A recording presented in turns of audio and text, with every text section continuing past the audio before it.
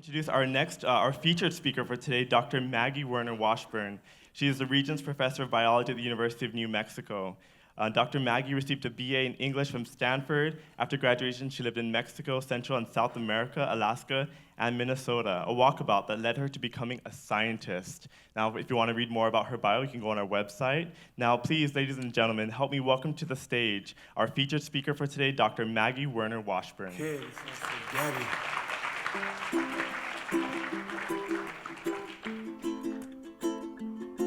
So the walkabout also included Western Samoa and New Zealand and a master's in Hawaii. And what I wanted to say was, I didn't, you think about a long life, you go back and you go, did I ever live sustainably? And when we were up in Alaska, we were out in the bush from February to July. It's a long story, but we ran out of supplies inadvertently. It wasn't a plan, and had to live on what we could hunt and gather for 3 months. And it was the most wonderful time of my life. I made discoveries. I really figured a lot of things out. And so when I got to Hawaii, the first thing, because by the grace of God, I'd read a bunch of ethnobotanical books about Hawaii, or about Alaska, so I knew what we could hunt and gather. And that was really, I was with some people that knew about hunting, but the gathering was my job. And so when I got to Hawaii, the first thing I did was read about ethnobotany, because you just never know when you're going to need to find food. And so I was glad to see the tea leaves in here, because one of the places I lived first was Kaimuki, which is Kaimuki, which means that, and you probably all know this, I'm not telling you anything, but there was a period of starvation in Hawaii, and you can eat the tea plant. The roots is what so the emu, they roasted the roots in the emu. But anyway, so I guess I belong here. That's nice. Okay, so we got a thing here. All right, so I guess what I'm talking about now, I'm getting new vocabulary for this. I'm going to talk about a circular economy. But what I'm going to be talking about are people. Because, having lived in Hawaii, and then I went to Wisconsin, it was such a shock, but you make good friends in bad weather, and so that was fine. But when I got back, I missed hearing Spanish. My mom's from Mexico, so I missed hearing Spanish, and I got this offer to go to New Mexico. And I got there, and I saw the students, and they don't look exactly like you guys, but close, the heart. You see the heart in them. And I fell in love with the students, and that's why I went to New Mexico. So what I'm going to talk about is about the last 15 years of my career, sort of. Yeah, this is pretty impressive, the way this pops around, doesn't it? Okay. So the first thing is that at one point I was given a program that was kind of falling apart, and it was a pre-PhD program. And in that, I had other people. I didn't have to have everybody in my own lab, so they were in other labs, and I thought, well, what am I going to do? And then I realized that the young people weren't getting the kinds of lessons that I had learned through my long life and my walkabout. And so we started working with principles. Know your heart, look for the positive or blessing in everything, embrace who you are and bring it to the table, and finish well, and ideas of teams. And then I realized that, in fact, what I was doing was teaching them business principles, but the intent was, because New Mexico kids set their sight pretty low. I liked kids from little villages and off the reservations and pueblos, and their sights were kind of down here. And so what my goal was, I saw in my mind that I could get them to a point where they believed in themselves enough to walk laterally into Stanford or Harvard. I didn't necessarily send them always to those places, but I wanted them to know that they belonged there and that their voices were important. So then we worked on principles and teams. The other thing, it was just like Larry was talking, once in our program, you're always part of the family. So I had a database of all the students that I had in my program, and I'm in touch with them for as long as 20 years. And so, they write me, I want to get an NIH postdoctoral fellowship, I'm applying for a job at Genentech, I'm going to another place, whatever. And so we help them do all that forever. As long as we're alive, that's what we told them.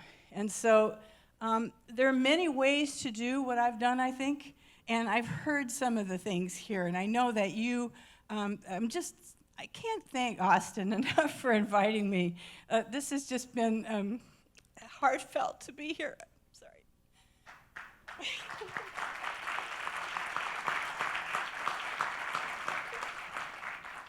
See, I can cry in front of you guys. A bunch of scientists will go, "What's wrong with her?" You know.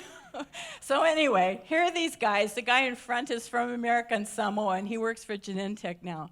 But we started with NIH-funded program for pre-PhDs, and this is 15 years. We had 264 students. We'll get 125 or more PhDs. They're from little towns. They're from all over the place. They've gone to great schools. They've gotten great educations. We'll have, so about 76% of those pre-PhDs, which are juniors and seniors, have gotten advanced degrees. And even the bachelor's kids are doing amazing things. They're regional representatives for corporations and stuff. So really have gotten great opportunities. And then what I did was, because we weren't seeing enough Native Americans coming up, I did a program that was just mentoring for Native Americans. It was about half Native Americans. And so we have a 78% retention graduation rate for those guys, which is really about a 40% increase from UNM's average. And we just took anybody that wanted to come. And so we increased their retention graduation rate significantly, even for Hispanics, for all the students. It was really just talking to them about things that are important for the heart, but our leadership principles, and taught them resilience and emotional intelligence and how to survive, and that they belonged, so that the Native kids especially didn't feel the kind of schizophrenia that they can feel in an academic environment. They knew how to use their voices. So I'm not going to go too much into that, but what happened was the university didn't renew my program. It wasn't my fault, because I actually had retired. But I was at a business meeting, and they were saying we didn't have a high-tech workforce. And I was fairly shocked, because I knew them by name, and I knew their faces, and I know their families. And I realized that the business people just didn't know me. So like Guam, I think, maybe I'm wrong here, but New Mexico has a very shallow infrastructure. So it's sort of accidental sometimes if you run into the right people. Anyway, so people were sort of discouraged about that.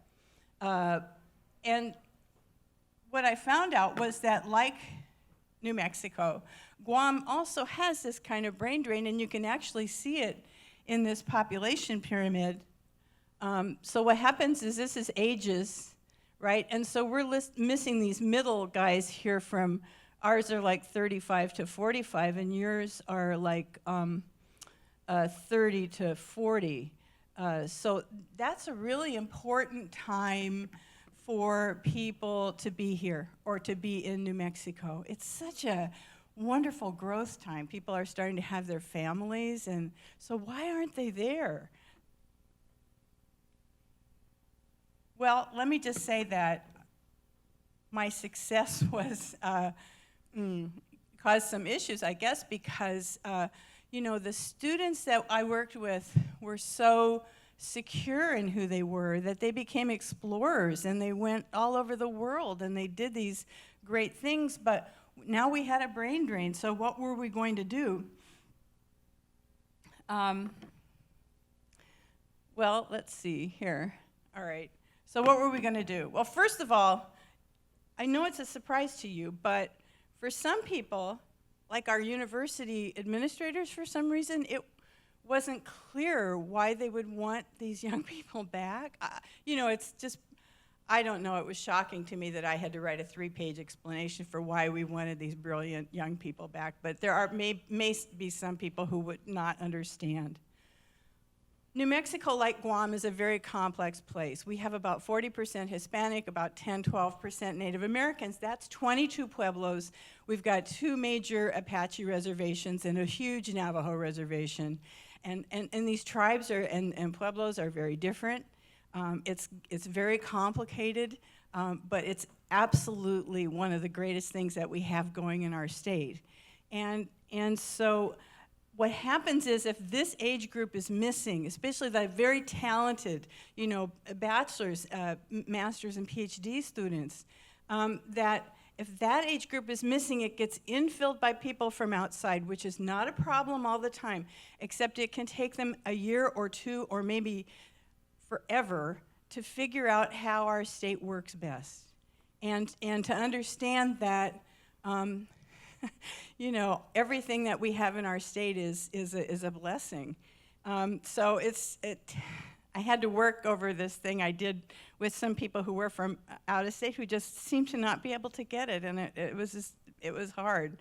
So what I would like to do is reseed the upper levels, the national labs, all the companies, the startups, reseed them so that they have people who know and understand and love New Mexico in there so that we can move forward faster.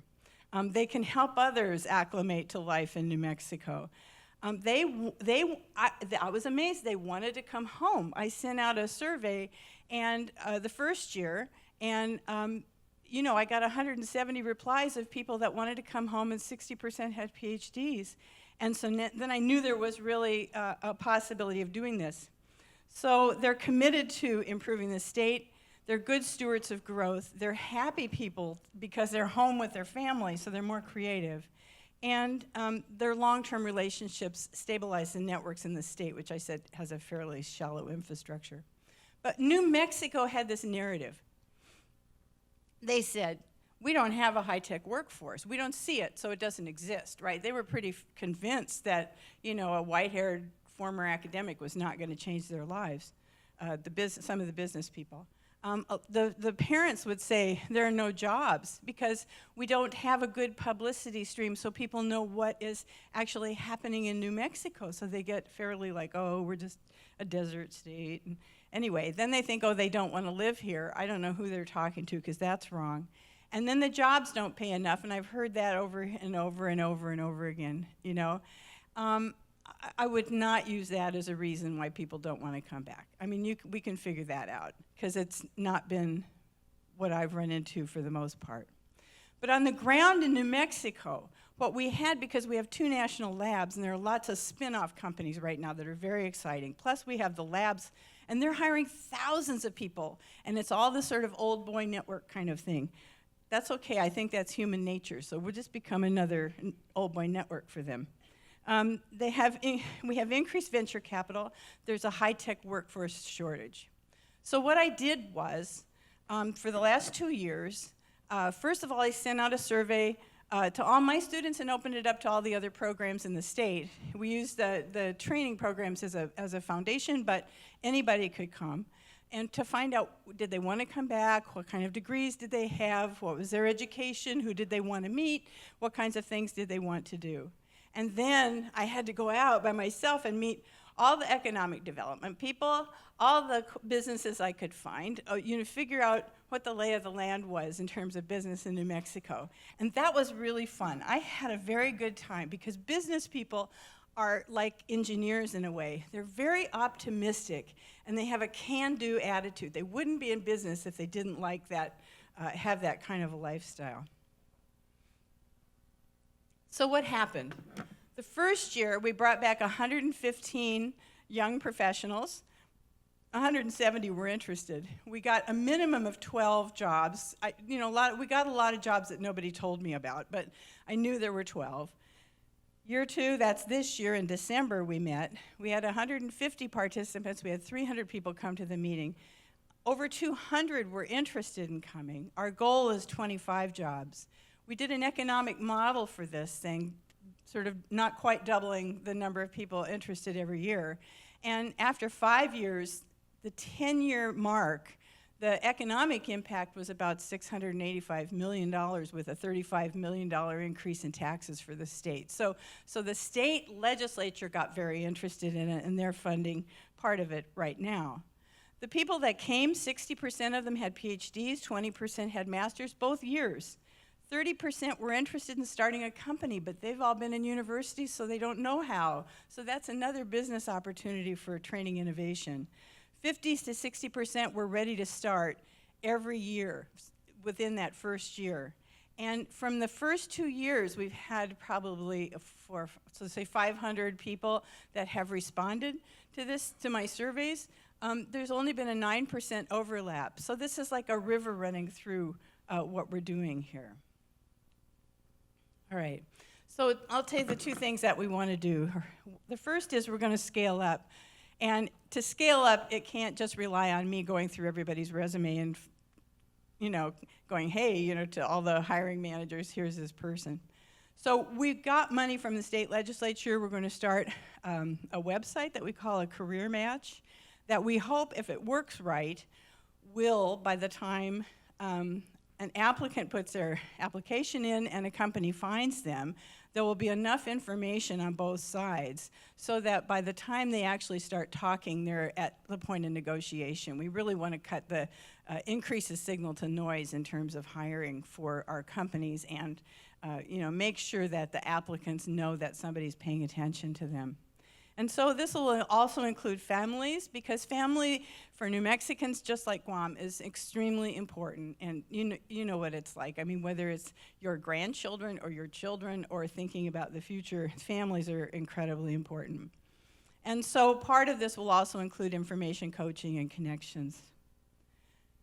The other thing I'd like to do, because of the success of my mentoring program, I've been writing it up in articles because I just haven't had the time or maybe the attention span to write a book. But I want to get it out. I think it works very well, especially with more traditional young people. They understand it. It's a lot of the stuff is what you could hear in the navigation talks yesterday. But it relates to how they deal with challenges and how they respond and how they lead and think of teams.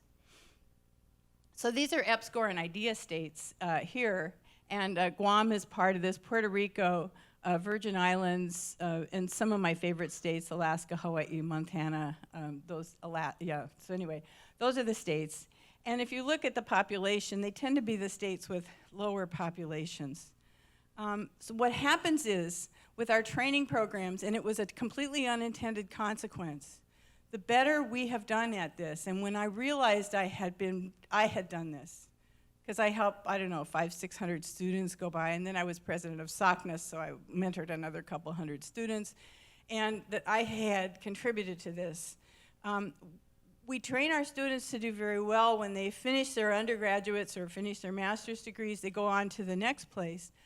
I tried to send my students, my image of education is not a pipeline, it's really walking with the students up to the tops of their mountains so that they then can see the whole horizon and choose where they want to go.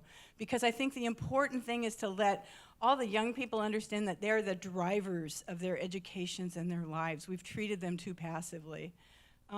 So what happens, we get the students to that stage, we're there to support them wherever they go. They go to Stanford. When they're finished, their PI says, hey, I've got, connections at Marianne Genentech and all these different companies. And when they look back at New Mexico, you can't see what's going on. We don't present ourselves. We don't say, here's all the stuff that's happening. We really want you back, And so hopefully that's one of the changes that'll happen.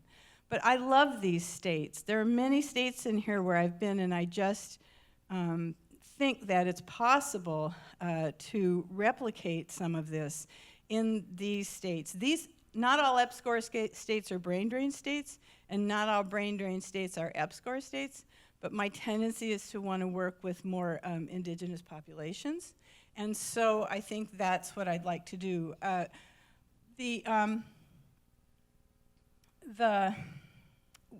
started talking with people here about it. And you're going to be at different positions in terms of being able to implement this kind of a plan. One of the things I would suggest, especially if you're, from other schools, is that if you're running a training program, make sure you have a database. You have got to get the second email from your trainees, not just a .edu. If you have a .edu, you're like a regular school, and you will lose track of everybody within 2 years. It's just ridiculous. So we get their second email, we get their text number. We often get their parents' addresses. We don't use that very often. But it's very important to maintain connections. One of the things that the universities do, our universities in New Mexico, that I still haven't conveyed to them probably clearly enough or carefully enough, is that they hand over all this information and communication with these students to the Alumni Association and the foundation, and they're always just asking for money. So what do? All my stuff goes to spam from all the schools I've been to. I don't even watch, so the circular economy, let me just say that what our universities have not seen is the value proposition of long-term relationships with the students, former students, not just asking them for money, but how can we help you long-term? We're a family. How do we be a family? Because when those young people come back, whether they come back to Guam or New Mexico, wherever they are, they're assets for all of us. They represent us. They sometimes can give us money. Sometimes we can give them jobs. They can help us at the labs. They can do all sorts of things, but not if all we see is that once they graduate, we just want them to give us money. So really try to think about the long-term relationship possibilities. And this is where the Chamorro people are who are not in Guam. California, state of Washington, Texas, Florida. And so it's possible to think of all of that as opportunity also. Those connections are very important. They can help with a lot of things, and I'm sure that probably they're all connected with family, but I don't know that. And so that would be one of the things I'd love to know, and I would probably survey and find out what they might like to do or think about in terms of Guam. So anyway, thank you. Naistra is thank you in Keres, which is a Santo Domingo language. We have 4 Pueblo languages in New Mexico, Tiwa, Tewa, Toa, and Keres. Tiwa, Tewa, and Toa are related to Aztec languages, and Keres has no other related language, and it's not written. And Mahalo and Mil Gracias Talofa, which is from Samoa, and Nanhusi. I hope I said that right. Hail Mary, full of grace. Okay, thank you.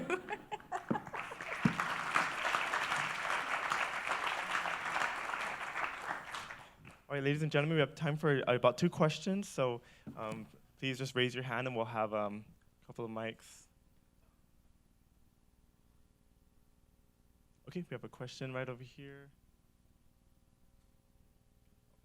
I will bring you the mic.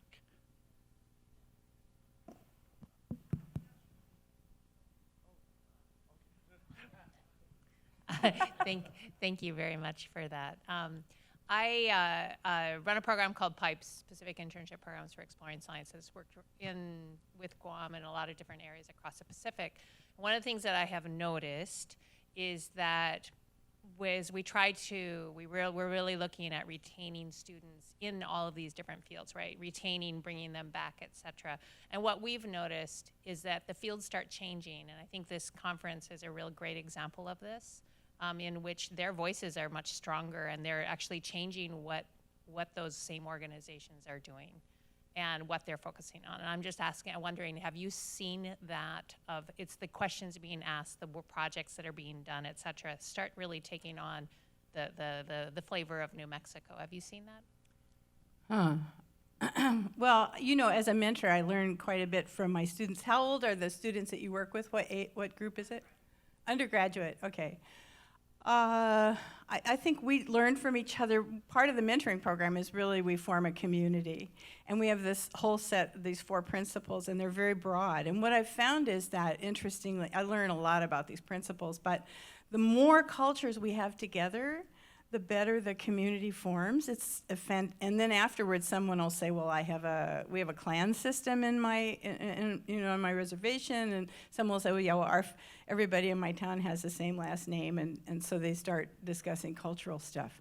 So, I did genomics and molecular biology, and it's tough. I mean, the faculty, I would say, can do less mentoring than they could before, and my sense is that they have a harder time listening to students in terms of changing programs, I'm not positive. I think that, for instance, anyway, I would hope that was the case, because I think you have to pay attention to what the needs are of the young people that you're working with, and that's kind of what my goal was, to really listen and see how to get in there. So for instance, like we talk with teams, the 3 things for teams after you have a common goal are good, honest communication, watch each other's backs, and no unnecessary emergencies, right? So unnecessary emergency is like I flunked genetics or whatever, and you knew it before.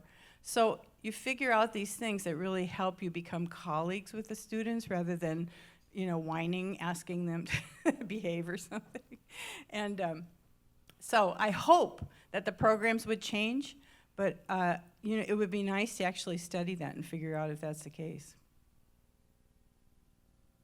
I just wondered, you're right next door to Arizona, and I just wondered if you had worked with Arizona State at all with their innovation, the college over there, and all the innovations they have. It seems like a lot of your ideas would work well with their ideas. Oh, I'd love to. I mean, I've been a fan of Michael Crow's for a long time, and but I haven't been. And I keep trying to tell our president that they need to she needs to wake up and really look at Arizona State, because they're not, at this point, they're not even our competition. I mean, just like doing incredible things. And so no, but I'm always open to meeting new people. But it's a really good idea. That it was interesting to me when I looked at, anyway, all of this is like an experiment. When you find something that works, you just it because the people you're working with have gotten stronger. And so I think hopefully we'll get this out, and then we'll start having conversations at different levels. All right, thank you very much, Dr. Maggie. Everyone, please give a round of applause for our featured speaker. Thank you.